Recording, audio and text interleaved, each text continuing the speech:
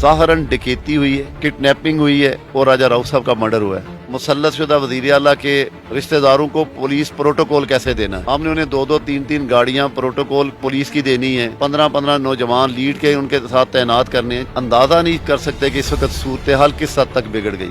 اور جب بھی پولیس والے سے پوچھے تو کہتے ہیں بھائی جی تسی کوئی بندہ نہیں دیں, کوئی تسی نہیں کوئی مدد کر دے. جب بھی جتھوں کو اس ملک میں مسلط کیا جاتا ہے تو یقین کی جانی کہ تب ادارے تباہ ہو جاتے ہیں.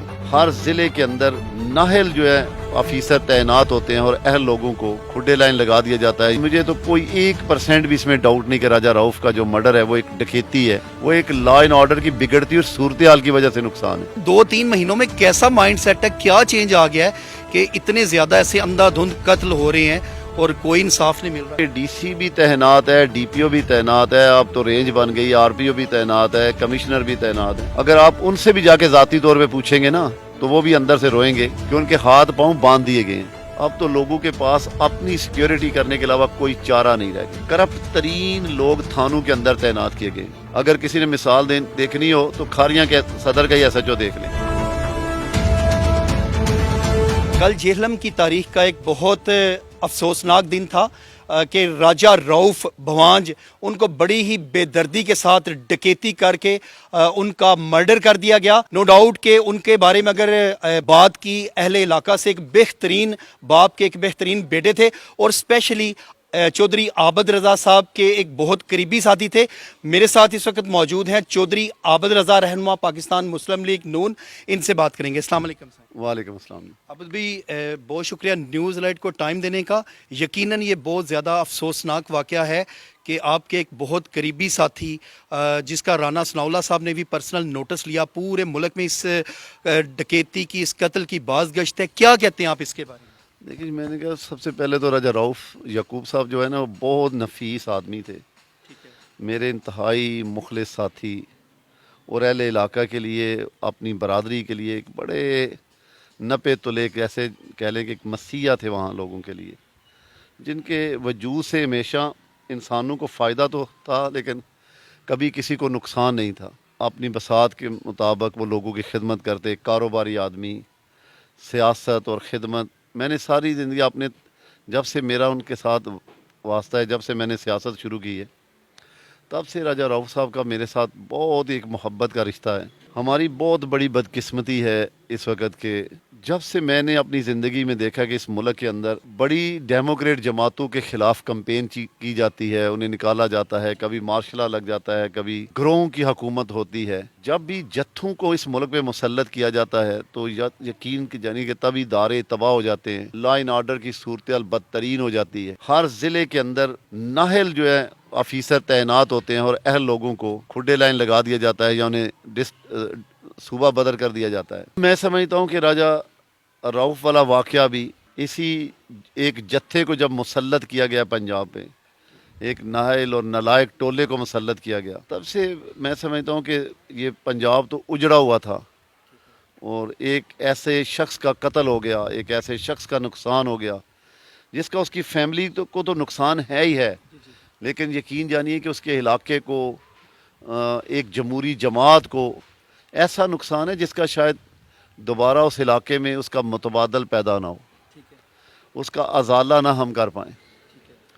تو میں اب بھی یہی توقع رکھوں گا انتظامیہ اور پولیس سے کہ راجہ رؤف کے قاتلوں کو جلد سے جلد پکڑ کے عوام تک لایا جائے, انہیں کیفے کردار تک پہنچایا جائے, انہیں ایسی عبرت ناک سزا دی جائے تاکہ کم از کم کچھ باقی جو شریف لوگ ہیں اس ملک کے اندر, کاروباری لوگ ہیں, سیاسی ورکر ہیں, بزنس مین ہیں, وہ تو محفوظ ہو جائیں. رہی بات راجہ رؤف صاحب والا, تو ایک بہت بڑا سانحہ ہے, میں نے کہا جس کا مجھے مستقبل میں بھی کوئی ازالہ نظر نہیں آ رہا. ایک ایسے شخص سے ہم محروم ہوئے ہیں. کم از کم میں یہ سمجھتا ہوں کہ میں اپنی زندگی کے ایک بہترین دوست سے محروم ہوا ہوں. اب سب میں نے دیکھا جس وقت ان کا مرڈر ہوا اس وقت سے لے کے رات گئے تک لیٹ نائٹ نیوز الرٹ کا آپ سے رابطہ بھی رہا, آپ لیٹ نائٹ ادھر تھے, بہت باریکی سے آپ نے یہ ساری چیزیں یقیناً دیکھی ہوں گی. یہ کیا واقعی یہ مرڈر ہے, پرانی دشمنی ہے؟ کچھ لوگ کہہ رہے تھے کچھ تنازع لین دین کے جگہ کے, یا یہ ڈکیتی ہے, کیا چیز ہے؟ جب ہماری اندر انتظامیہ کے ساتھ میٹنگ ہو رہی تھی, میں نے انہیں بھی بڑا صاف یہ کہا تھا کہ یہ ہم فنامنے پہ نہیں جا سکتے ٹھیک ہے، کہ ایسے ہو سکتا ہے، ایسے ہو سکتا ہے. صحیح ہے. ہمارے نزدیک ظاہراً ڈکیتی ہوئی ہے، جی کڈنیپنگ ہوئی ہے اور راجہ راؤ صاحب کا مرڈر ہوا ہے. ظاہری طور پہ جو فینس ہوئے ہیں اس کے مطابق ایف آئی آر کریں. ٹھیک ہے. میں کیونکہ عوامی سیاست کی ہے، اداروں کو بھی قریب سے دیکھا ہے، میں نے تو اپنی زندگی میں ہر کیس کو بڑے قریب سے ہمیشہ انویسٹیگیشن اداروں کے ساتھ رابطے میں رہا ہوں، ہر کیس کو بڑی باریکی سے دیکھا ہے.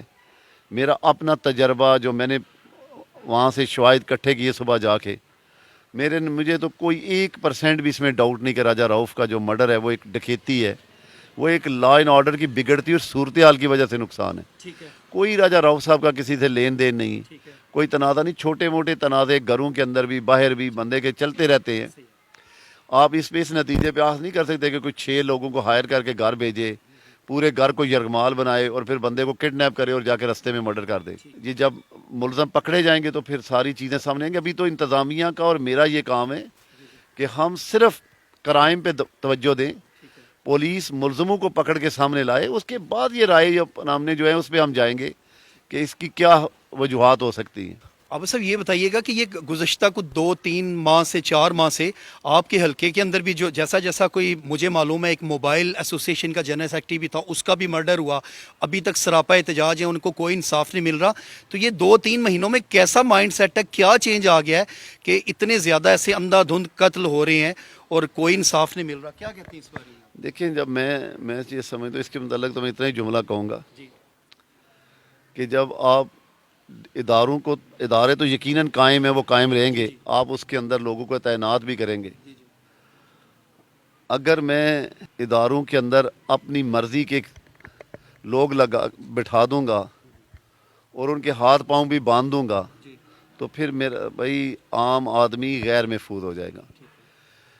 اس وقت میں سمجھتا ہوں کہ ڈی سی بھی تعینات ہے، ڈی پی او بھی تعینات ہے، اب تو رینج بن گئی، آر پی او بھی تعینات ہے، کمشنر بھی تعینات ہے. لیکن معذرت سے میں یہ نہیں کسی پہ شکوہ کروں گا. آپ تمام اداروں کی ہسٹری نکال کے دیکھ لیں، اگر آپ ان سے بھی جا کے ذاتی طور پہ پوچھیں گے نا تو وہ بھی اندر سے روئیں گے کہ ان کے ہاتھ پاؤں باندھ دیے گئے ہیں. انہیں تو صرف اتنا پتہ ہے کہ ہم نے مسلط شدہ وزیر اعلیٰ کے رشتہ داروں کو پولیس پروٹوکول کیسے دینا ہے. ہم نے انہیں 2-3 گاڑیاں پروٹوکول پولیس کی دینی ہے، 15 نوجوان لیڈ کے ان کے ساتھ تعینات کرنے ہیں جن کی زندگی میں کسی کے ساتھ ایک تھپڑ مارنے کی بھی دشمنی نہیں، اور ہاؤسنگ سوسائٹیوں پہ انہی کے ذریعے مسلح جتھوں کو بٹھا دینا. آج آپ جا کے وزٹ کریں ہاؤسنگ سوسائٹیوں کی پہاڑیوں پر، وہاں کیمپ لگا کے 50 60 مسلح لوگ بیٹھے ہوئے ہیں. تو بھئی کرائم کیسے ختم ہوگا؟ اندازہ نہیں کر سکتے کہ اس وقت صورتحال کس حد تک بگڑ گئی ہے. اپوزیشن لوگوں پہ ناجائز پرچے دیے جا رہے ہیں، اور آپ حیران ہوں گے کہ ڈاکٹر عباس صاحب کا اگلے دن ایک بھیانک تشدد ہوا، اور کل شام کو مجھے پتا چلا کہ انہی کے خلاف ایک ایف آئی آر ہو رہی ہے. اسی طرح ماسٹر اجاز کالس ہے ہمارے ایک بڑے قریبی ساتھی، ان کی سیم ڈاکٹر عباس والا واقعہ ہے، ان کی ٹانگیں بازو توڑ دی گئی تھی. اگلے دن ان کے ملزم کو، جو ان کا بھائی ہے، نامینیٹڈ موقع کا ملزم ہے، اس بات پہ بے گناہ کر دیا گیا ہے کہ وہ موقع پہ تو تھا لیکن اس نے ڈنڈا نہیں مارا ماسٹر اجاز کو. بھائی مخالف موقع پہ موجود ہے، اور آپ اندازہ کریں کہ کس دیدہ دلیری کے ساتھ وہ اس کو بے گناہ کر رہی ہے پولیس. اور اس کی ایک اپلیکیشن جو 2 سال پرانی ہے کہ اس نے ماسٹر اجاز نے اس کے گھر سے ایک موٹر چلائی تھی، اس پہ ماسٹر اجاز کے خلاف نہ ایف آئی آر کاٹی گئی بلکہ گرفتار کر کے اسے جوڈیشل کیا گیا. اسی طرح آپ دیکھیں ننگڑیال میں میرا ایک کونسلر تھا لالا بوٹا، اس کا قتل ہوا. روٹین میں جو لوگ اپنے مخالفین پہ پرچہ کراتے ہیں اس پہ بے گناہ کر کے ان کا کمپرومائز ہو گیا اور ایف آئی آر ختم بند کر دی گئی. آج تک اس کے ملزم کے شوٹر نہیں پکڑے گئے. اسی طرح کوٹلی بجاڑ میں ایک باپ بیٹا قتل ہو گئے، 12 سال کا بیٹا باپ کے ساتھ مار دیا گیا بھائی نے، اس کا ملزم دن دناتا پھر رہا ہے، اسے کسی نے گرفتار نہیں کیا. بلیم گاؤں ہے بلانی تھانہ میں میرا، وہاں ایک ساتھی قتل ہوا، اس کے ملزم نہیں پکڑے گئے. اور وہاں 302 کے ایک مدعی کو بے گناہ قتل میں، بے گناہ ایک جھوٹے قتل میں اسے نامزد کر دیا گیا ہے تاکہ اس سے ذریعے اس کے مخالفوں سے صلح کروائی جا سکے. بٹر کے اندر یہ تیسرا مرڈر ہو گیا ہے. اور جب بھی پولیس والے سے پوچھے تھے کہتے ہیں بھائی جی تسی کوئی بندہ نہیں دیں کوئی تسی نہیں کوئی مدد کر دے. مدعیوں کے بل یہاں عالم یہ تھا کہ وہاں چوکی قائم کی گئی. مدعیوں نے ہاتھ جوڑے کہ بھائی یہاں تم چوکی بنائیے تو ان کو رہنے سہنے کھانے کا بھی انتظام کروا کے دیں. غریب آدمی مدعی مجھے بتایا کہ 10 بندوں کو بیچارہ کہاں سے کھانا دے گا. اس سسٹم نے میں نے کہا کہ لوگوں کا جینا حرام کر دیا گیا. اب تو لوگوں کے پاس اپنی سیکیورٹی کرنے کے علاوہ کوئی چارہ نہیں رہ گیا. میں نے کہا کہ یہاں پہ یہ ضلع تو امن کا گوارا بننا چاہیے تھا. یہاں کا اگر ضلع کا جیسے کیسے بھی چیف منسٹر بن گیا اسے تو یہاں بہترین افیسر تعینات کرنے چاہیے تھے جو میرٹ پہ ہر کام کرتے, لوگوں کو انصاف ملتا, لوگوں کو پتہ چلتا کہ کوئی حکومت نام کی چیز آئی ہے. آپ نے تعمیر و ترقی میں پہ لوگوں کو اس طرح کہہ لے کہ لاوارث چھوڑ دیا گیا ہے. آپ تو صرف ڈیولپمنٹ کے چکر میں اپنا کام سیدھا کر رہے ہیں. میں یہ کہتا ہوں کہ آپ ایسے افیسر تعینات کرتے جو لوگوں کے لیے عمدہ مثال بنتے. عام آدمی بھی جاتا اگر ڈی پی او کے دربار پہ, ڈی سی او کے دربار پہ, تو اسے انصاف ملتا. اب تو سیدھا وہاں کہا جاتا ہے کہ جب فلاں کا فون کروا دو, فلاں کا فون کروا دو. کرپٹ ترین لوگ تھانوں کے اندر تعینات کیے گئے. اگر کسی نے مثال دیکھنی ہو تو کھاریاں کے صدر کا ہی ایس ایچ او دیکھ لیں. ٹھیک ہے نا, جو باقاعدہ جلسوں پہ جا کے سیاسی کمپین کرتا ہے. یہ میرا خیال ہے نہ آپ سے کوئی بہتر نہ کسی اور سے, میں تو ایک سیاسی کارکن ہوں اس لیے شاید بڑی آپ نچلی سطح تک کی چیزیں جانتا ہوں, حالانکہ مجھے یہ بھی نہیں دیتا کہ میں ایسی بات بھی کروں. لیکن یہ بدقسمتی ہے کہ اگر آپ مسلم لیگ نون کا دور دیکھیں گے تو اللہ تعالیٰ کے فضل و کرم سے اس سے بہت بہتر تھا. اس کی وجہ کہ ہمارا انٹرسٹ نہیں ہوتا. ہم یہ کوشش کرتے ہیں کہ ہم اچھے سے اچھے افیسر ہماری گورنمنٹ پوائنٹ کرے جو لوگوں کو انصاف دے, ہمیں خوش نہ کرے, ہمیں پروٹوکول نہ دے. حالانکہ ہمارے تمام پارلیمنٹیرین ہمارے ساتھی ہمارے ساتھ ہمیشہ ناراض رہتے ہیں کہ جی آپ جب بھی حکومت آتی ہے تو آپ میرٹ کی بات کرتے ہیں. تو میں یہ سمجھتا ہوں کہ یہ عہدہ, یہ منصب بڑی عارضی چیزیں ہیں. کل آپ نے اللہ رب العزت کو بھی جان دینی. آپ کی زندگی میں آپ اور بہت کمی کوتاہیاں کرتے ہیں, لیکن خدا نخواستہ آپ نے کسی کا حق مارا, آپ نے کسی سے زیادتی کروائی, تو شاید یہ اللہ تعالیٰ کے ہاں بھی کل آپ کو معافی نہیں ہوگی. تو اس وقت ضلع کی صورتحال تو پنجاب کے ساتھ بدترین ہے. میں نے کہا پورا پنجاب تو لا اینڈ آرڈر کی ایک لپیٹ میں ہے ہی ہے, بیڈ گورننس میں. لیکن جو گجرات کی بیڈ گورننس ہے اس کی مجھے کم سے کم توقع نہیں تھی. چاہے اسے عدالت کے ذریعے بنایا گیا ہو, جیسے بھی مسلط کیا گیا ہو, لیکن کم سے کم گجرات کو تو انہیں ایک پیس ضلع بنانا چاہیے تھا, نہ کہ صرف اپوزیشن کو ٹارگٹ کرنا. ٹھیک ہے, ہر جگہ بات پہ مخالفین کو ٹارگٹ کرنا.